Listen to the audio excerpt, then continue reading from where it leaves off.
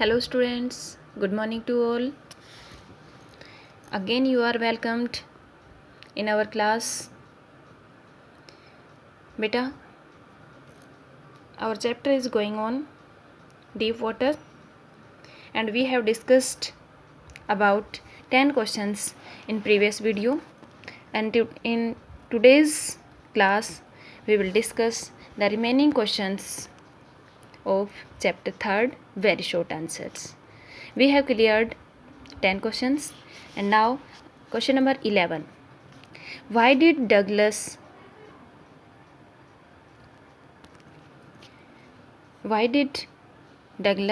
cease all efforts? Douglas ने all efforts, सभी efforts हैं वो सीज क्यों कर दिए, छोड़ क्यों दिए थे लास्ट में? Because he felt as if he was going to become unconscious. क्योंकि उसे फील हुआ कि अब वो अनकॉन्शियस होने वाला है.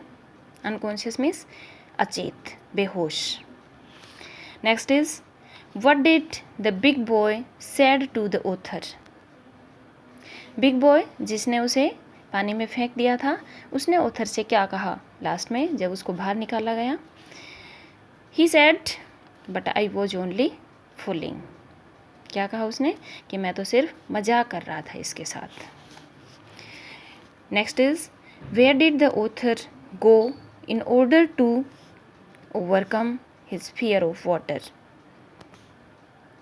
ऑथर अपने फियर पर काबू पाने के लिए, ओवरकम करने के लिए कहाँ गया?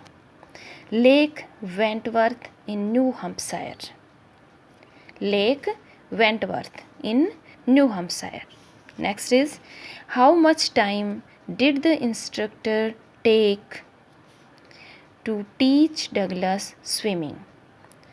डगलस को स्विमिंग सिखाने के लिए इंस्ट्रक्टर ने कितना टाइम लिया? कब से कब तक इंस्ट्रक्टर ने डगलस को स्विमिंग सिखाई? From October to April. Next is where did Douglas go to remove his residual doubts?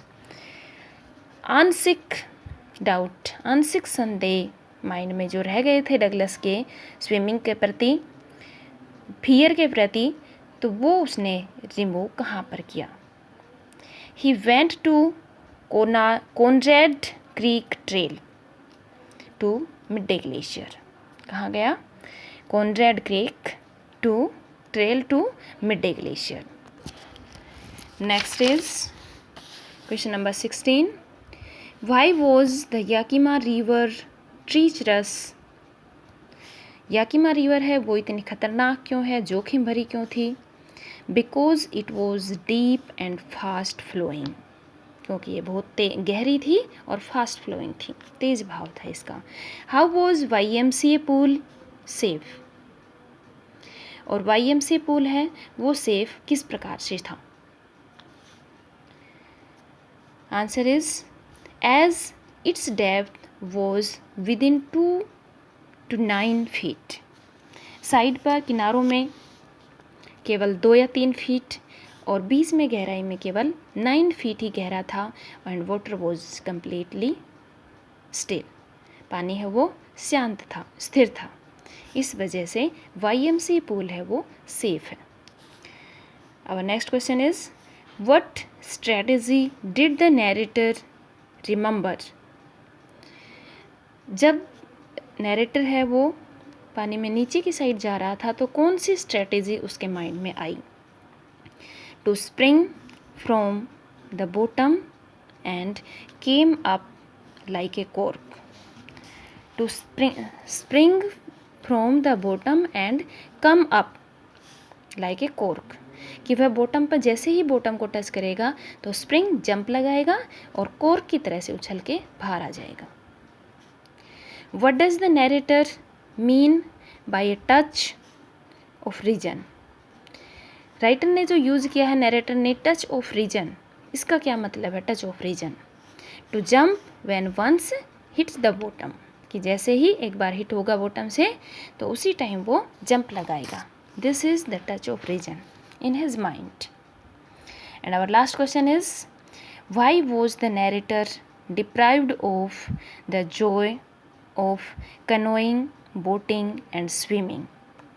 Narrator ने अपनी खुशियों से वंचित हो गया था। नैरेटर किस चीज़ की खुशियों से? कनोइंग, बोटिंग एंड स्विमिंग की। तो ये क्यों?